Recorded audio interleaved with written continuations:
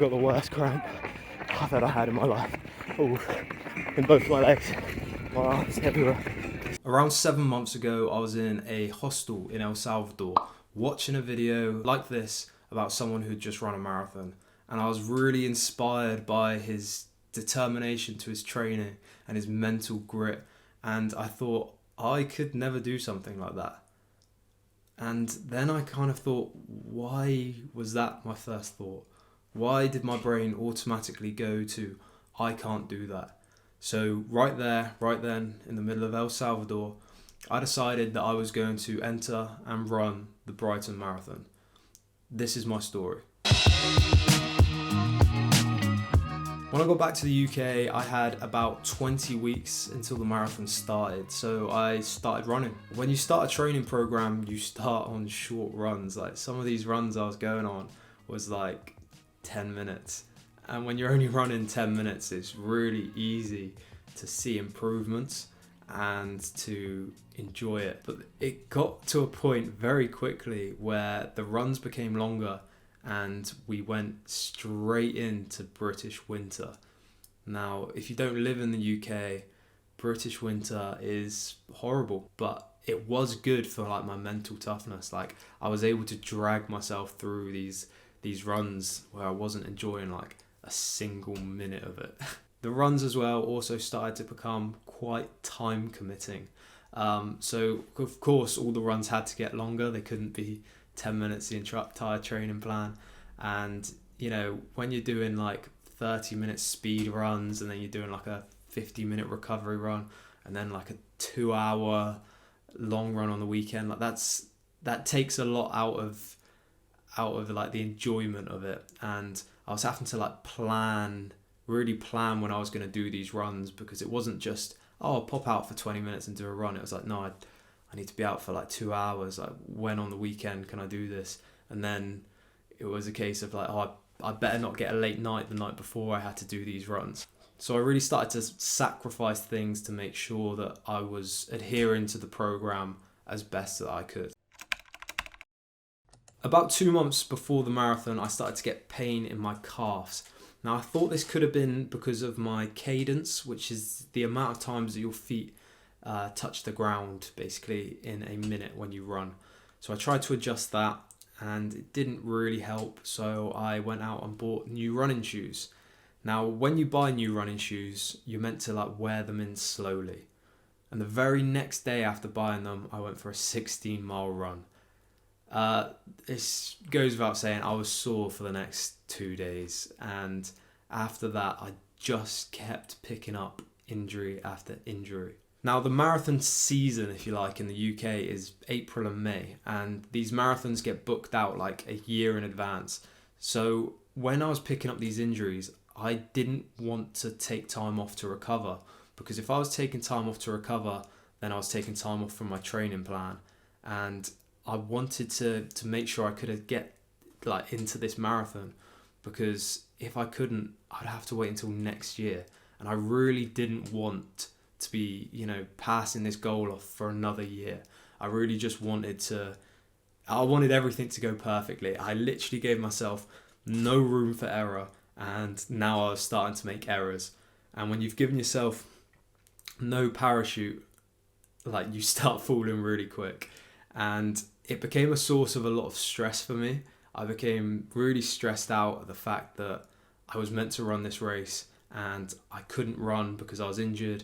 And then when I did run, like it wasn't good enough. And like I should have, in retrospect, I should have taken some time out to recover and prioritized recovery for 2 weeks, and then got back onto the training plan and just missed 2 weeks of training.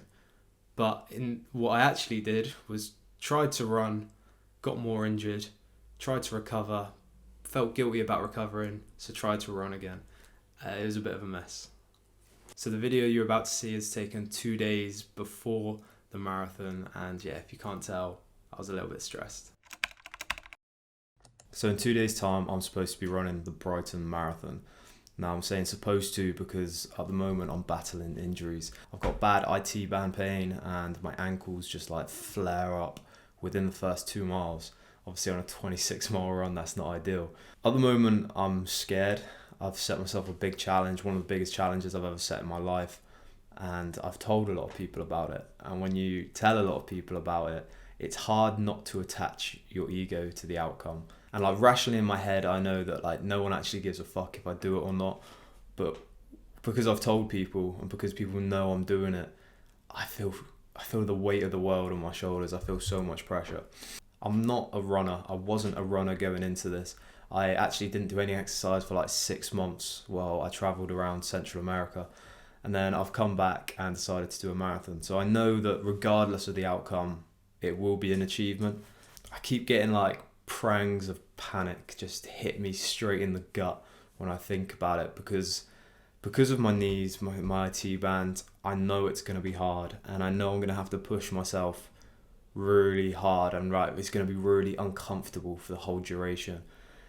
And I don't know, there's something just like quite animalistic in me that just wants to completely avoid that discomfort. The best thing I can do right now is to go give it my best and just try and keep my head up because, you know, the second you dip your head, you're done for. So yeah, 2 days now, I've stopped exercising pretty much and I'm just eating loads and loads of pasta, just trying to carb load as much as possible. And then in 48 hours time, we'll know. So on the day before the marathon, my girlfriend and I went to Brighton and had a walk round, and we loved the place.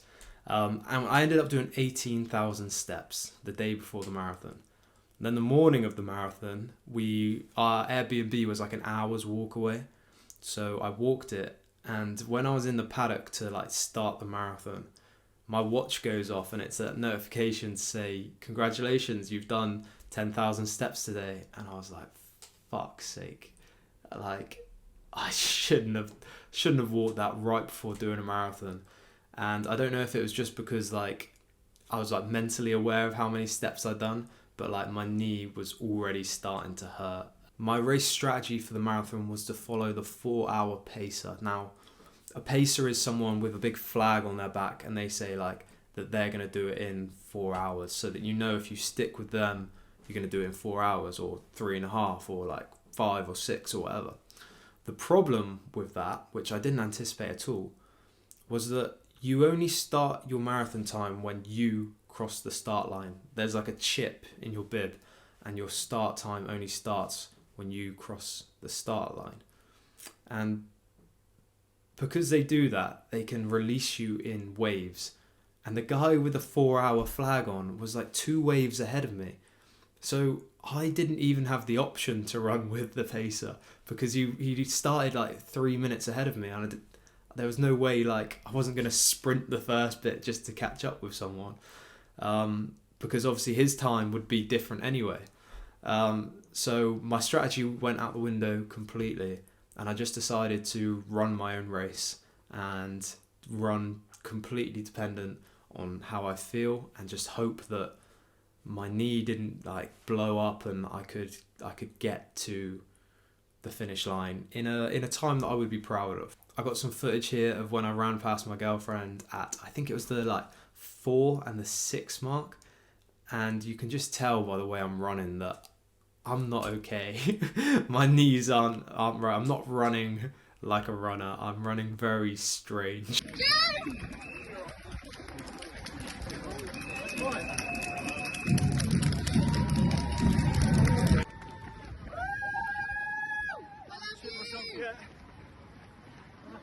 But the crowds in Brighton were amazing, and the sun came out and it was a beautiful day, and I started to feel really good, and I started to warm into the run and kind of gain a bit of confidence, like I can do this.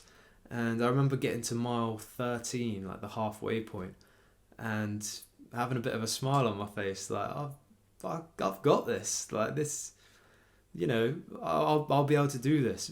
But I also knew what running 13 miles felt like, and I knew that what I had ahead of me wasn't any short task. I basically had to do everything that I'd just done all over again, and it was only going to get harder. Around miles 18 and 20, I started to cramp. Now, I've never cramped on a run before, ever. and I thought it might happen on the marathon. So I had salt tablets and I was taking salt tablets, and there was like isotonic drinks at some of the water stops, so I was taking them, and I still started to cramp. And by mile 20, this cramp was like pretty unbearable. It wasn't just in my legs, it was in my arms as well, like from where my arms were up here. But it was, yeah, all in my quads, all in my calves, and like a bit of my ankles as well. And the thing with cramp is it stiffens your muscles. So it's not like just a pain that you can run through. It fully changes the way you run because your muscles don't relax enough. And this was at mile 20. I still had 6.2 miles to go, and I was in a lot of pain and running like a weirdo. Around mile 22, I went to the side of the running bit and I started to do some stretches just to try and get rid of the cramp as best as I could. And I was stretching for like 30 seconds, and I'd done one where I was like bent over, and some fella just ran straight into the back of me, and he like went like straight over the top of me, and he fell on the deck, and everyone's like trying to help him up, like, "Are you okay?" And I'm stood there feeling like the bad guy. Like, I feel like this is somehow my fault, despite the fact that I'd been stopped for 30 seconds. Like, the entire time this guy was on the road, I was in front of him, like stretching, bent down, and he just wasn't looking where he was going.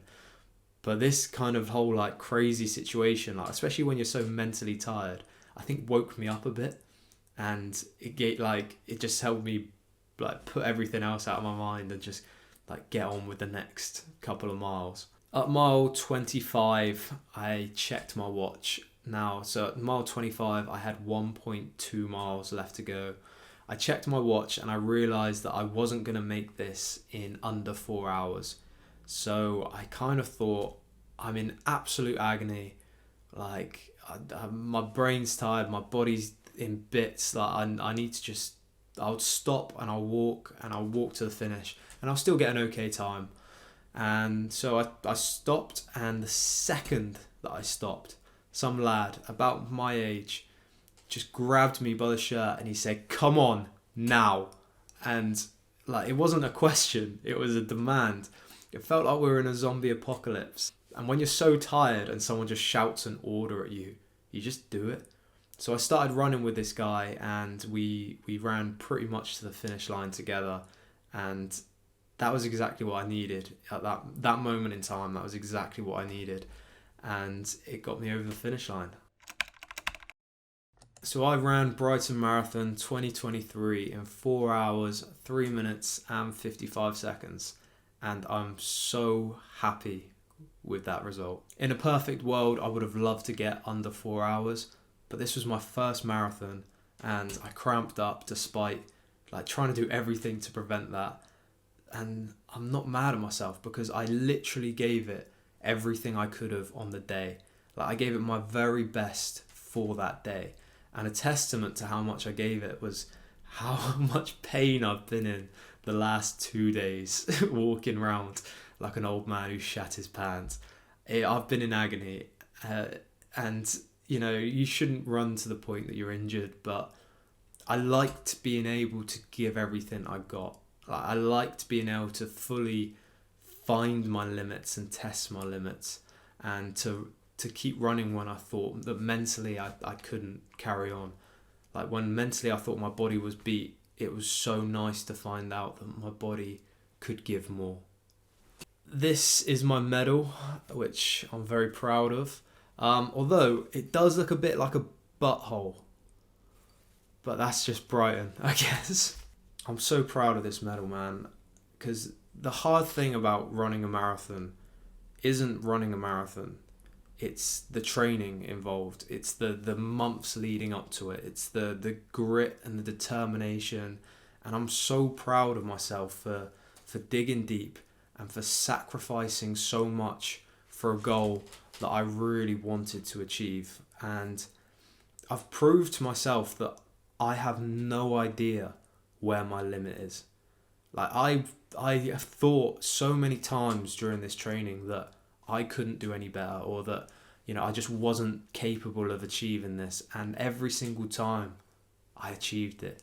Like even on little runs, like, you don't run a marathon without first running a half marathon. You don't run a half marathon without first running like a 10k and then 5k. And like every single time I was met with obstacles, and every single time I overcame them. And although I don't like running, I love what it does for you mentally. I love being able to have like challenges that you can just conquer, even if it doesn't feel good, especially if it doesn't feel good. I love the feeling of knowing that I can push myself to places that I don't want to go, but I can push myself. My fridge is never full. I'm looking for more ways to push myself, more challenges and more things to put my energy in and find, new limits for myself. The last line I wrote in my journal the day after the marathon is, I had no idea I could do this until I did it. And I think that just sums up my journey. And I hope this has maybe inspired someone watching this to give something a go, to try and push themselves and find out where their limit is. Because I guarantee that on a day-to-day basis, you are going nowhere close to your limit. You might think you're exhausted, like you can't do anything more. I guarantee you've got more in the tank. And endurance sports like running and challenges give us a chance to see just how much is in our own tank.